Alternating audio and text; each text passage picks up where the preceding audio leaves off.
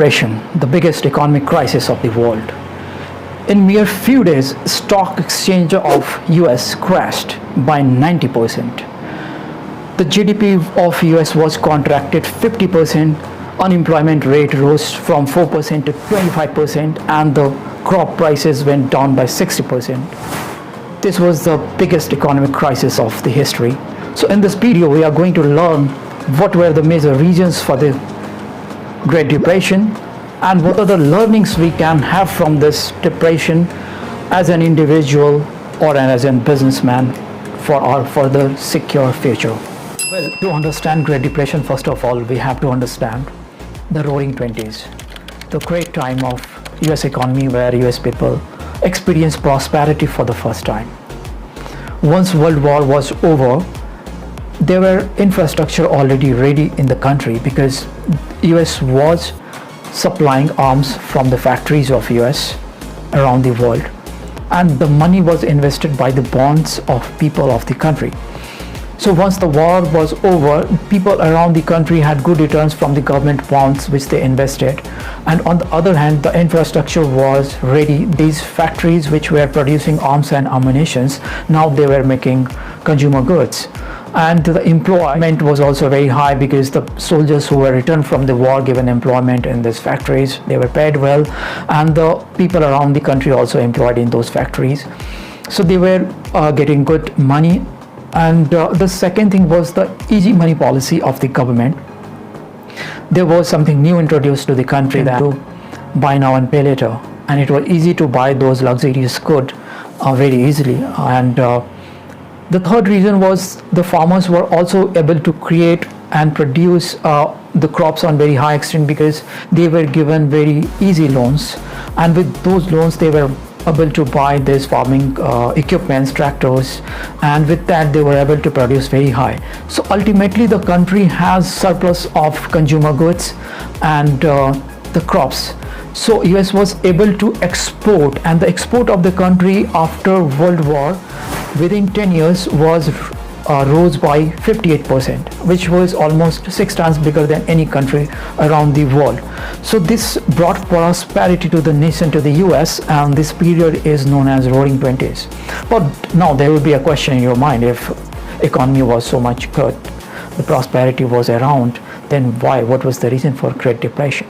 So there are 3 points where every economist agree, and the very first point is overproduction. What happened in US that during 1927 to 1928 there was very high jump in export, and the international borrowing was also very high in 1927 itself. So they were having good money and they were having very high consumption in 1927 to 1928. They were somehow in the thought that they will be having high consumption in 1929 as well. So there were so many new companies came into play. They produced, and the existing company also produced to a very high extent. But one of the major event happened here, which was somehow negative for this US economy, and one of the reason you can say was that the president candidate at that time just realized that all this has just not happened because of recovering of the World War. This has happened because of their effort, and they have mentioned in their speech that entire world's export is just increased by 10% after war, wherein America has increased their export by 58%. That brought some sort of negative sentiments around the world, especially in Europe, that if US can do this, why we can't? And because of that, what happened exactly, friends, that US has seen a very low demand in export, and these companies who were new, this company who produced very high, they were not able to sell their products, and the commodity, the crops of the nation was also not being able to export, which brought down the prices of these crops. So the farmers firstly got hit very hard, and they were not being able to pay back their loans, the EMIs which they had, which was a big problem of the banks at that moment. On the other hand, these companies who were not able to sell or export their produced items, the consumer goods, they were not able to retain their employee for a very long time because they were having again a liquidity crunch in their companies, and they laid off a large number of people. On the other hand, they also tried to take loans from these banks, and bank rose their hand telling they were having also liquidity issue because people are not being able to pay their EMIs and the loans which they have borrowed from the banks. So this news went in market, and the people who understood the stock market, they somehow knew that few of the companies may go bankrupt, and they started selling their stocks. So now another region get introduced here, which is economic contagion. What happened here, friends, that once few people started selling that stock and there was news that few of the company may go bankrupt, already people were unemployed from the companies, so they got panic. They started selling their stocks rapidly, and once it started, within a few days there was a huge stock sale and the stock exchange crashed. There are 2 days known as the Black Tuesday and Black Thursday. In 2 days itself, the entire stock exchange was crashed and it went down by 90%.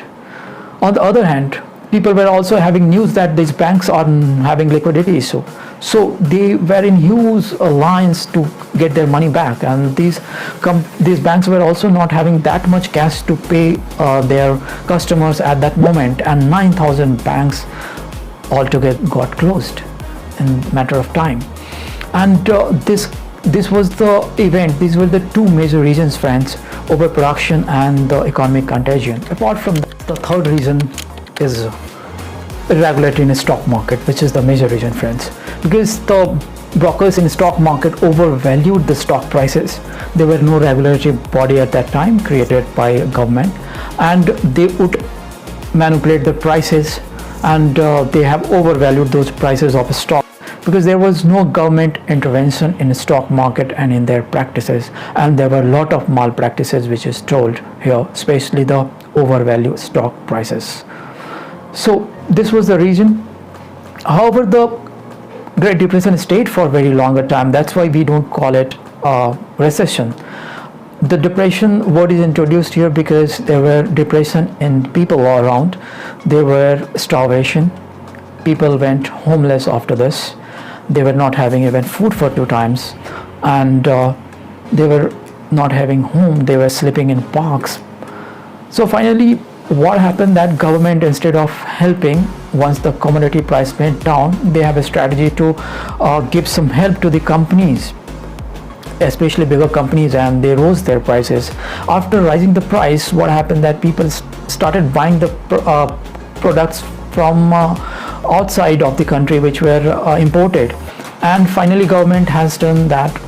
They increase import duty, and by increasing import duty, the European countries especially and other countries around the world also increase the import duties of US products, and finally whatever US was being able to export at that moment got sharply down in some time, and finally because of that this Great Depression stayed for almost 10 years. After that, after Second World War actually, this was finally in a good shape. Till that time, the unemployment rate was somewhere around 10 to 15%. It was fluctuating.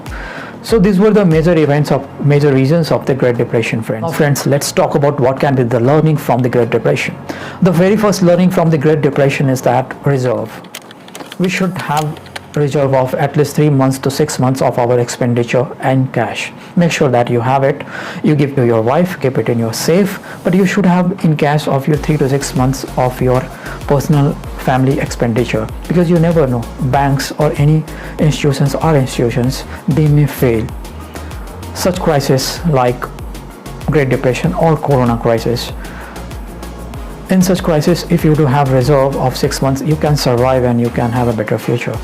And if you're a business owner or a factory owner, or for that matter any business, if you have to run the business for at least a year, you should have enough liquidity, at least for 1 year to 2 years, because This was evident in Great Depression that who were the company who could survive the Great Depression became very big companies, larger enterprises after Great Depression when economy recovered. So once you don't have a reserve and your companies goes bankrupt, so that is the worst thing can happen for a firm, for an enterprise. So as an individual, keep reserve. As a business owner, keep reserve. Second is that diversify, friends. If you have enough money, don't keep all your money in one bank, because if one bank fails, it takes time. Although we have systems are in place, but still you will be panic and there might be consequences of that.